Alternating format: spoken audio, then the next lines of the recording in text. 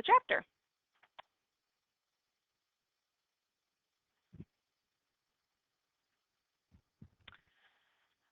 I know the first section's long. That's why I'm spreading it out at least over 3 days. Is my stuff still connected? Okay. This whole chapter is focusing on the asset section of the balance sheet, even beyond the current assets. So PPE, product, plant, and equipment, long-term assets, and intangible assets. We're going to focus on buying them, figuring out their depreciation or how they go down in value, and then how we get rid of them when it's time to get rid of them. So when we buy them, how they depreciate in value, and then when it's time to get rid of them. There's a few different ways to get rid of them. We can sell them, or we can literally trash them. Okay? You drive something that depreciates. Your car that you drive depreciates very quickly. Brand new cars depreciate even faster. Okay? You all use things that depreciate like technology. Okay? If you have an oil field underneath your property, that depreciates. Intangible assets, so things that you can't touch, also depreciate or lose value or have a X amount of useful life. And then the last section of the chapter will talk about just how you present all of this on the balance sheet. So your notes, you should highlight as we go, but also work with my supplemental handout.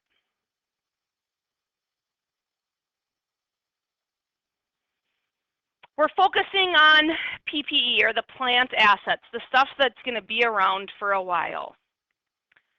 There's a few different characteristics of plant assets.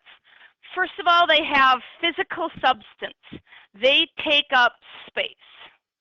Okay? They definitely have a size and a shape to them. I can touch them. I could touch our school bus. I could touch the equipment here that our school has. Does Riley Brothers have physical assets? Lots of them.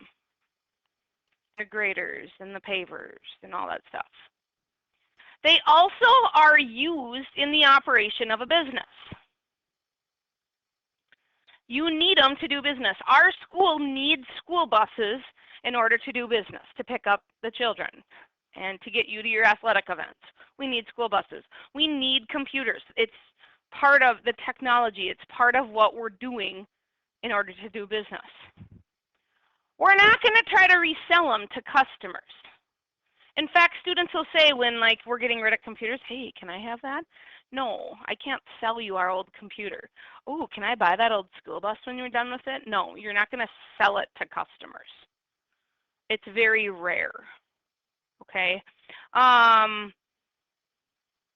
It's meant simply to do business. They are expected to provide service to the company for a number of years. They're going to be around for a while. I'd be interested, I should call Deanne over at our transportation director. How long does a school bus last? It's way longer than I think we all think. Okay.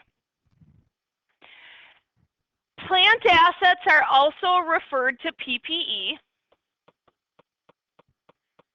and equipment, or also known as fixed assets. That's how I learned it back in my day. There was current assets and fixed assets. Your book presents it more as a PPE, or property, plant, and equipment.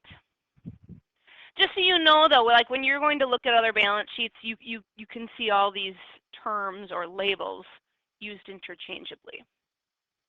You should see this same graph on your in your notes. Plant assets are critical to a company's success, and this is a little chart showing the plant assets as a percentage of the total assets. Why do you think an airline company has 77% of their plant assets totaling their total assets? What costs a lot of money? The airplanes. Okay.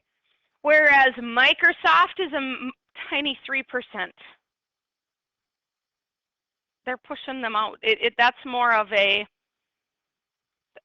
inventory that they're pushing out. It's not necessarily a plant asset. And everywhere in between, I guess I was a little bit surprised by Caterpillar. I think Caterpillar dozers, that's only 18%.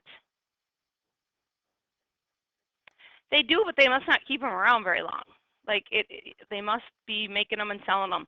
Same thing with Superior. Like they're pushing out those big telestackers fast. They don't let them sit around very long. They do. So how do we figure out the cost of these plant assets? It's much more than the sticker price. If the school goes and buys, and I don't even know how much a bus costs, let's just go $75,000. I have no idea, but I might not be too far off there. It's way more than just the sticker tag, okay? Even your own little part, your own used cars that you drive around. The cost of them are way more than just the sticker price that you saw from the dealership at the place you bought it. And it follows what's called the cost principle, requiring that the company actually record the assets at cost. Cost consists of this: all expenditures necessary to get it ready to do what it's supposed to do. All expenditures to try to get it to do what it's supposed to do. I'll use my husband as an example. John works at the Stevens County Highway Department. He builds and designs the roads that we drive on in this county. He's a surveyor. And so you see those surveyors holding the big sticks, and then they've got fancy equipment. Now it's all, of course, automated, which has only increased the cost. The asset itself costs $20,000, $30,000. They, meaning whoever sells them that equipment, sends out people to train my husband and his coworkers to use it. That would be a cost ready to get it to do business. We're not just going to sell you this equipment and say, figure it out. They bring people to train them to know how to use it. For this chapter, and you don't have to necessarily put this in your notes, but for this chapter, we're going to start by learning about land. How do you acquire land and get it ready for its intended use? What are land improvements and how do they differ? Buildings and equipment. And with these two, we'll talk about depreciation, and that will happen tomorrow and Wednesday. So this is all considered PPE. Property, plant, and equipment, or fixed assets, or equipment, okay? Let's start with land. Land, as you know it, is a chunk of earth divided into some kind of parcel, and you buy it. People buy hunting land. People buy land to build a building on. People buy lake property. People buy a chunk of land and then later build a house on it, okay? Land, when you figure out the cost of land, are all necessary costs incurred in making the land ready for its intended use. And we increase an account called the land account, which is under the PPE umbrella, which is under the asset umbrella. So land is one of the property, plant, and equipment assets, okay? Some costs that are typically added on. Well, what'd you buy the land for? Were there any closing costs, like to get the title or the attorney fee? Okay, those would add to the value of the land. Did you buy it from a realtor?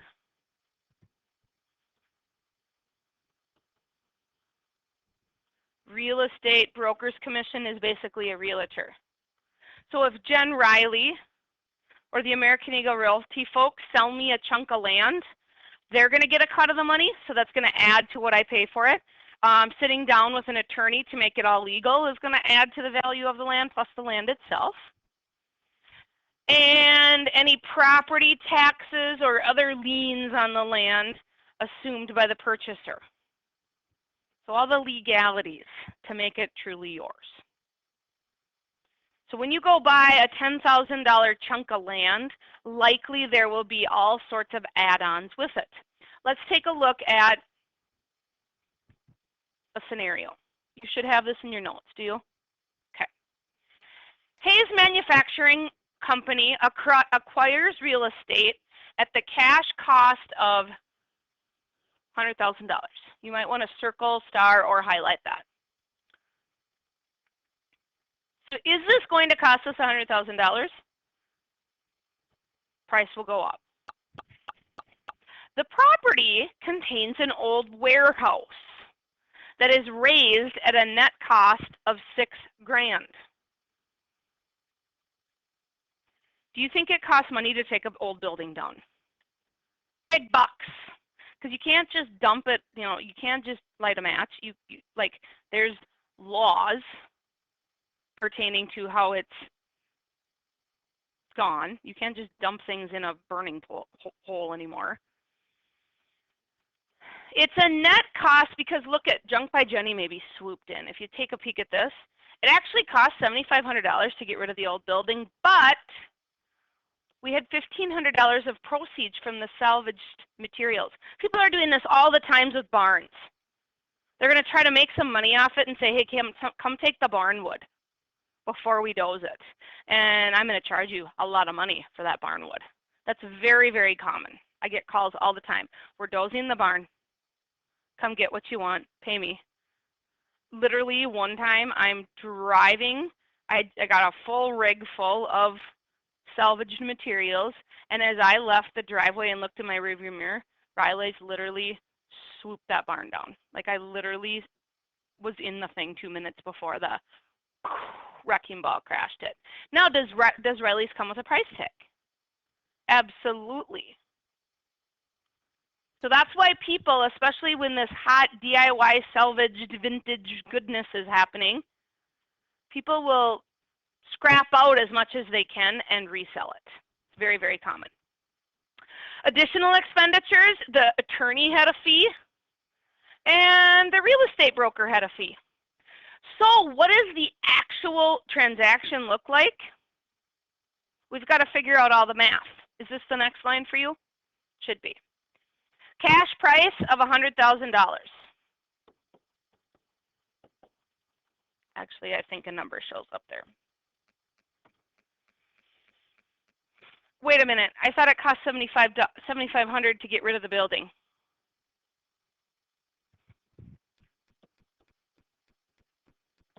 Oh, not $75,000. Minus the $1,500 in salvage. Someone like Junk by Jenny came around and actually helped offset the cost. A lot of times people will give stuff to me for free because they have to pay for a dumpster. So instead of paying $200, $300, $500 for a dumpster, they'll say, take what you want, you're saving me the dumpster cost. Or if I see a dumpster on site, I'll pay them a little bit more because I know that that dumpster costs money to get it ready for its intended use. The attorney fee was $1,000. The real estate broker was, or the realtor was $8,000. So the actual cost of land was $15,000 more. And on the balance sheet or in the transaction, when we acquire that land, I hope we're going to do that. Nope.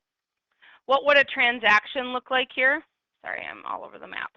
A transaction would look like land, which we know is an asset, is increasing by $1,500. And however we paid for it, let's just assume it's cash, will go down by $1,500. Not $1,500, excuse me, $115,000.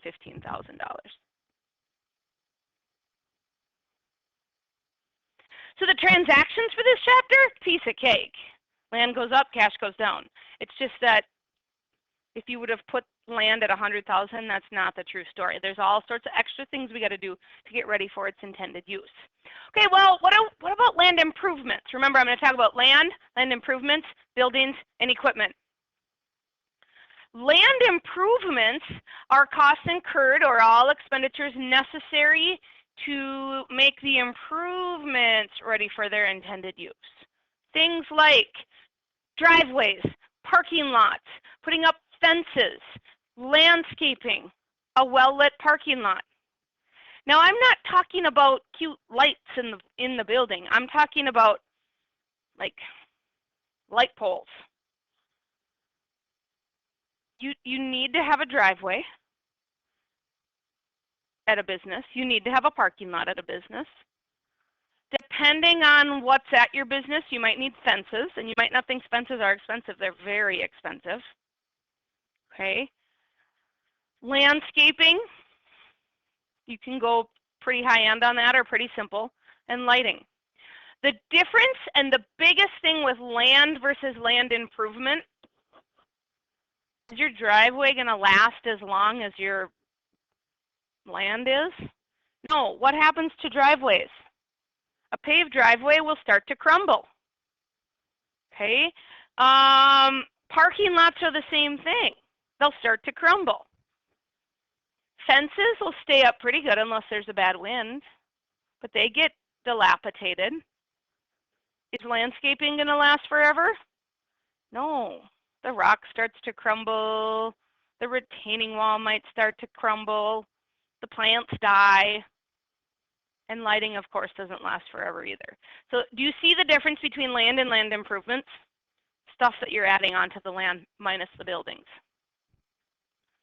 The expense at the cost of land improvements that you basically expense out or depreciate their value over their useful life. So let's move on to buildings. If you're going to buy or build a structure, it's called a building. When you buy a house in Morris, what are you getting? A house and land improvements. You buy a house, it comes with a fence, that's a land improvement versus now a building. Okay, so when we're trying to figure out the cost of a building, it's much more than the purchase price. Now notice this is when we're purchasing a building, and this is when we are constructing a building, whether it's an office building, a factory building, a house, a lake cabin, you name it. The purchase price, any closing costs, in other words, all the legal stuff, and then of course the realtor. If we're buying a building, maybe it's not up to our standards or up to a certain code, and so more costs are we remodeling, replacing, or repairing things like the roof, the floors, the electrical, the plumbing. I'd even add the foundation there. Some people will walk in and say, I know that I'm going to need to do a $20,000 or $30,000 kitchen remodel on this place. Okay? So they can work out that as part of their mortgage. Think about Me Mexico. It took them a long time to actually open. Why? They were doing all of the second bullet point. They had to update the kitchen there. And that, of course, takes a lot of time and money to do so. So that all gets added into the purchase cost. Now, when we're constructing a building, so in other words, it's not there, things like the contract price, plus paying architects, plus paying the building permits, excavating costs.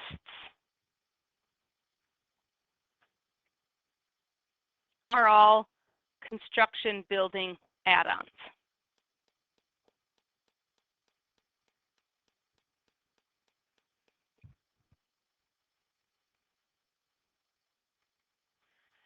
Finally, the last one. We've talked about land. We've talked about land improvements. We've talked about buildings. What about equipment? Again, it's getting it ready for its intended use. So we've got our purchase price. Any sales taxes also add to the value or add to the cost. This is a big one. Do we have to pay for basically the delivery? If we have to pay for the delivery of a new cooler at Willys, the delivery of that gets added onto the cost. The insurance, if we pay insurance during transit, so if we're like, okay, this is a pretty big deal, we want to insure the freight. That's basically what that means. We insure the delivery. So if something happens to it while it's en route, we're going to have that covered, but that also increases the cost. Maybe once it gets to our building, it needs to be assembled, installed, tested, or even like we have to provide training to our employees how to use this new equipment. All of that gets added to the cost of the equipment.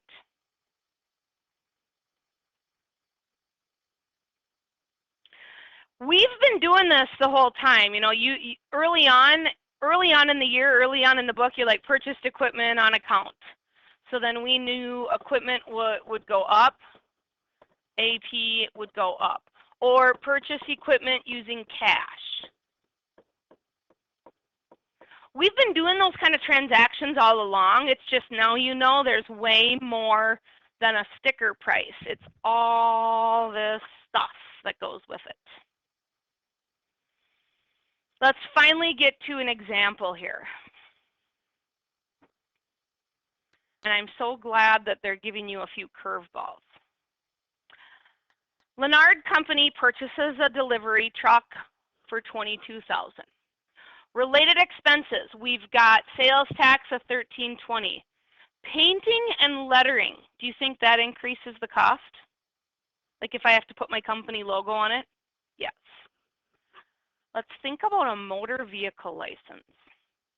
Do you need one of those every year? Like the tabs? Do you have to put tabs on it every year?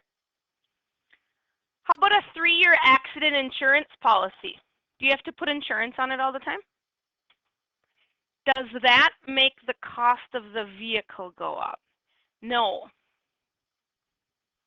Things like this 80 and things like the 1600 are what are called recurring expenses. They could have put another one in there that you're going to spend $1,200 a year on gas for the thing. You're going to spend another $500 in oil changes. Those are recurring costs. Those are the expenses that happen as a result of you owning this thing. They do not make the value or the cost of the equipment go up. You got to put gas in when it's out of gas. You got to have the oil change just to keep the life of the asset intact. So if they're recurring costs that happen every year, no. If you go buy this thing, it's going to be a one-time $22,000. We're going to put one sticker of $500, and we're going to have pay sales tax. That's a one-shot deal at the time of purchase. We got to put tabs on every year, and we need to keep our insurance updated. In this case, a 3-year policy. You might say, well, wait a minute. You just got done telling us that we have to pay insurance. If you had to pay to get that vehicle there and you decided to put insurance on the delivery, that's different. So let's take a look at the actual cost. Cash price, $22,000. Sales tax, $13.20. Painting and lettering, $500. That's the cost actually, $23,820. So what about these two? Well, they're the recurring expenses. I wish they would have thrown gasoline in there for a year because that would have, I think, made more sense. I hope by me verbalizing that helps you. So let's do the actual transaction here. We know that this thing is going to cost us $23,820. So equipment is going to go up. We know that's an asset. Wait a minute, I thought the equipment was $22,000. No, we know that we're going to have to pay sales tax. So that was the actual equipment, sales tax, and the detailing that we had done. So the paint and the stickers. We also had a license expense, and we also had prepaid insurance. Those are separate. This is an asset that's going up. This isn't an expense that's going up. These were our tabs. This was our 3-year insurance policy. That's separate because they are recurring costs. I have to put tabs on every year. I have to legally have insurance on the thing. I wish they would have had one that said gasoline expense for the year. They didn't. So we'll see cash actually go down because we at the time of purchase, you typically have to get your tabs. You typically have to set up your insurance. So cash out of pocket is the $25,500. It's just that equipment, we have a lot of hidden costs there. Plus we have a few more expenses of just getting it ready to go.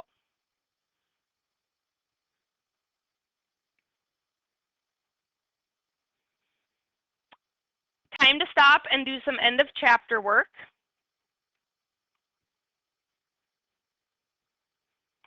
I want you in your books to find exercise 10.1, 10.2, and 10.3.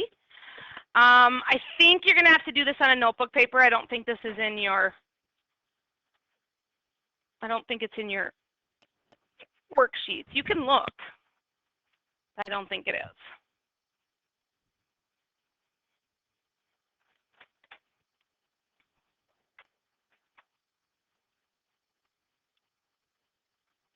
We've only gotten through a third of the first section, so here we go. Oh, I gotta switch programs here.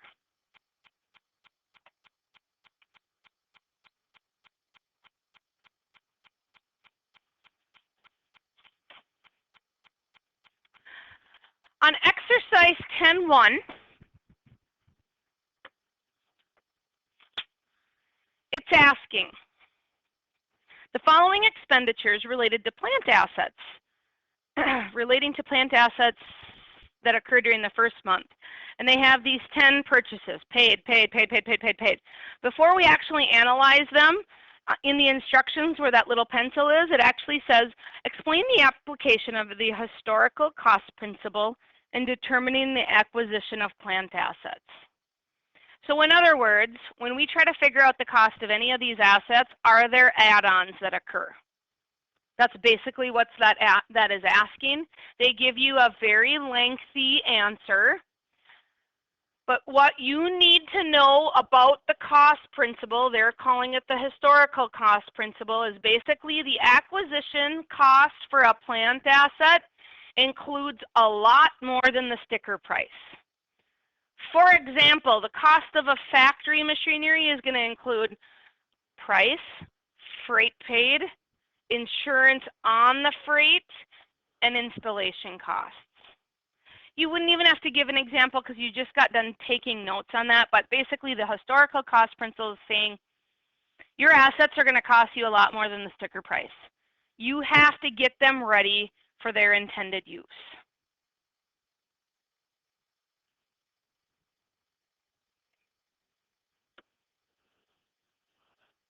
The historical cost principle takes the cost of the asset plus whatever it's going to take to get ready to do business.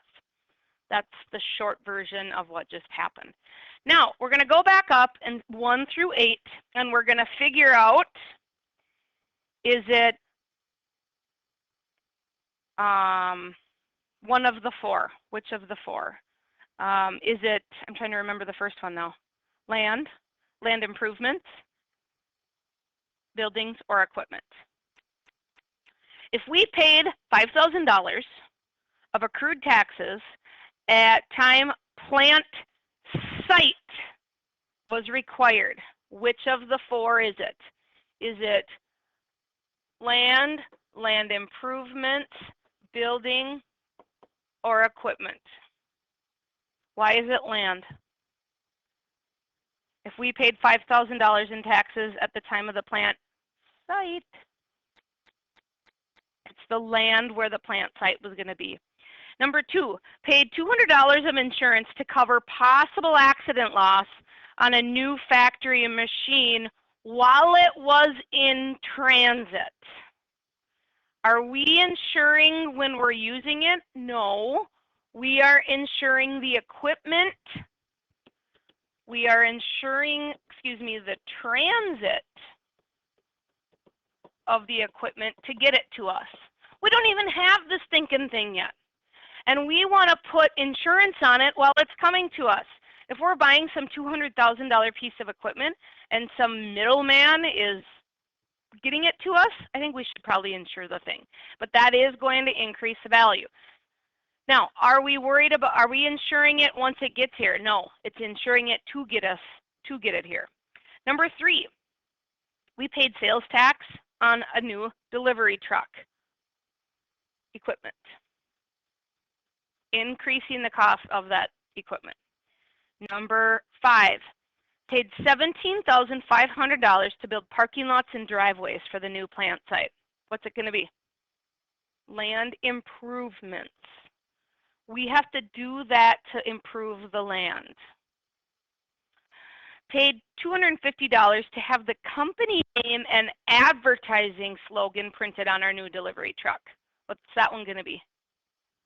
Land, land improvements, building, or equipment. Adding to the value of the equipment. We paid $8,000 to install new factory machinery. Can we use this equipment until it's installed? No, so it's adding to the value of the equipment. Paid $900 for a 1-year accident insurance policy on a new delivery truck.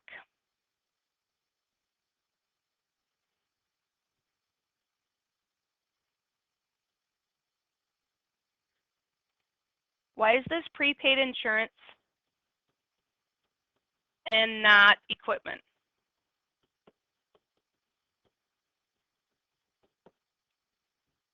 Why is it not equipment?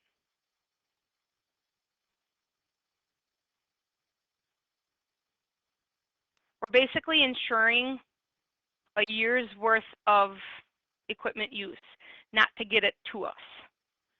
So number 2 and number 7. Number 2 is insuring to get the equipment to us. Number 7 is prepaid insurance because it's another type of asset to cover everything else. Number 8, we paid $75 in a motor vehicle license fee on the new truck. Do you have to put tabs on your vehicles every year? Yes. So that is a license expense. It's also not equipment because these 2 things are recurring costs. We have to have insurance on stuff. We have to put tabs on it. We have to put gas in vehicles. Those happen annually. Let's go on to exercise 10-2. It's the same thing you just did. I'm going to just make you do it by yourself.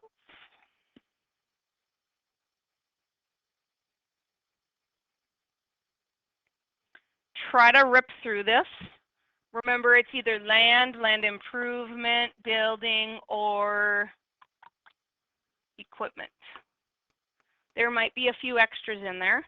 This is going to be a great stopping point. We can do 10-3 when you guys come tomorrow, so we can just review a little bit. I do want to show you the answers, though, before you leave here. Remember, if they're recurring expenses or costs, it might be something different.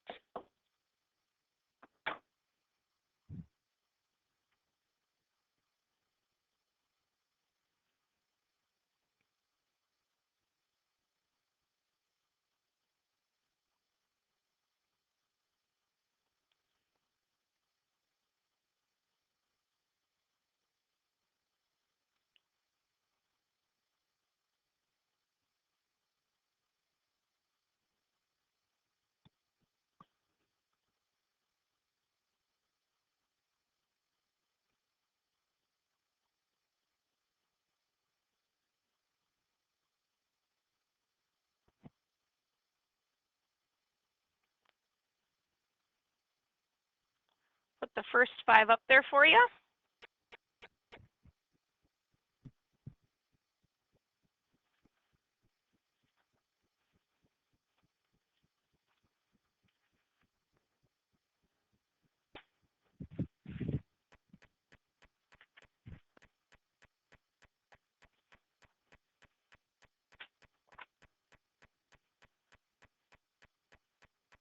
Any questions on the first 5?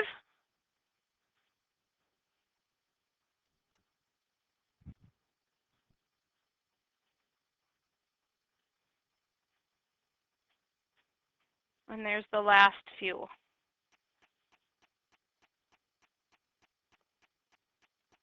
What gets messy from an accounting standpoint is you go buy a piece of land that you're going to build a building on, plus you got to tear some stuff down to get it all ready, plus you got to do a parking lot and lights and fences and buy equipment to put in the building. Can you see how there's a lot of asset movement going on here? It's just you as the accountant have to put it in the correct spots. Awesome job today.